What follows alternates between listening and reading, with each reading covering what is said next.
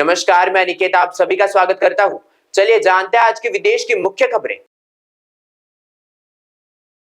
America के राष्ट्रपति Donald Trump ने भारत से आने वाले सामान पर 50% टैरिफ लागू का ऐलान किया है, जिसमें 25% सामान्य शुल्क और 25% अतिरिक्त शुल्क शामिल है, जो रूस से तेल खरीदने पर लगाए गए हैं। ट्रंप ने इसे रूस की कमजोर होती अर्थव्यवस्था के लिए बड़ा झटका बताया है और कहा कि मैक्सिको अच्छी हालत में नहीं है।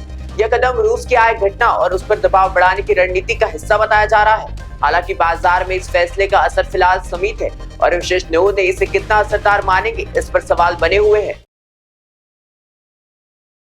इस्लामाबाद में भारत राजनियों के घरों में पाकिस्तान वेटर्स को गैस सिलेंडर, मिनरल वाटर और समाचार पत्र नहीं बेचने के निर्देश दिए गए हैं और संजीव आपूर्ति रोक दी गई है।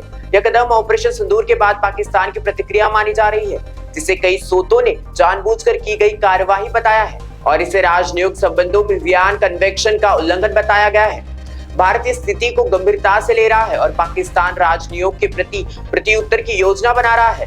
इस तनावपूर्ण हालात में दोनों देशों के बीच कूटनीतिक संबंधों में गहरी खटास पैदा करती है। पेंसिल्वेनिया राज्य के पिट्सबर्ग में एक स्टील प्लांट में जोरदार धमाका हो गया है, जिसमें 2 लोगों की जान गई है और कम से कम 10 लोग अस्पताल में भर्ती बताए जा रहे हैं। घटना से जुड़े बचाव और राहत कार्य तीव्रतापूर्व से शुरू कर दिए गए हैं। अधिकारी मौके पर मौजूद है और कई घायल व्यक्तियों का इलाज चल रहा है। परिणामस्वरूप इस औद्योगिक हादसे ने स्थानीय समुदाय में भारी डर और चिंता फैला दी है।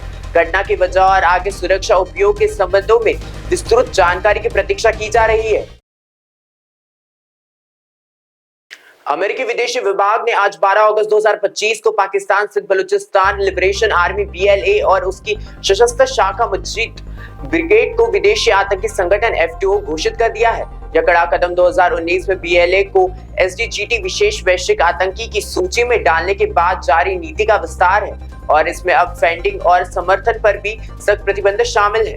इस कार्यवाही की घोषणा पाकिस्तान के सेना प्रमुख जनरल आसिम मुनीर की अमेरिका यात्रा के दौरान की गई, जो दोनों देशों में सुरक्षा सहयोग को और तगड़ा बना सकता है। पाकिस्तान अधिकारी इस निर्णय का स्वागत कर रहे हैं, क्योंकि इससे भरोसा तोड़ चल रहा है।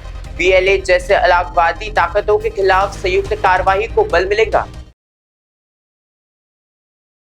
आयरलैंड में भारतीय मूल के लोगों पर नस्लीय प्रेरित हमलों में असामान्य वृद्धि देखी गई है। एक 6 साल की बच्ची, एक डेटा वैज्ञानिक, टैक्सी ड्राइवर और शेफ जैसे नागरिकों पर हालिया हमले हुए। भारतीय दूतावास ने नागरिकों को अकेले स्थानों में बचने और सतर्क रहने की चेतावनी जारी की है, जबकि प्रमुख समुदाय संगठनों ने सरकार से इन मामलों को हेट क्राइम के रूप में दर्ज करने और क्रॉस डिपार्टमेंटल टास्क फोर्स गठित करने की मांग की है। भारतीय एयरलाइन संगठनों ने इंडिया डे कार्यक्रम को सुरक्षित कारणों से स्थगित कर दिया है, जिससे समुदाय में भय और असहजता की स्थिति स्पष्ट होती है। आयरिश प्रधानमंत्री ने हाल ही में भारतीय समुदाय से मुलाकात की और हमलों को घिनौना हिंसक कृत्य के रूप में निंदा की। साथ ही यह आश्वासन दिया कि यह मुद्दा उच्च प्राथमिकता पर लिया जाएगा। आज के विदेश की खबरों में फिलहाल बस इतना ही। ऐसे इंटरेस्टिंग इंफॉर्मेशन के लिए देखते रहिए महाराष्ट्र TV 24।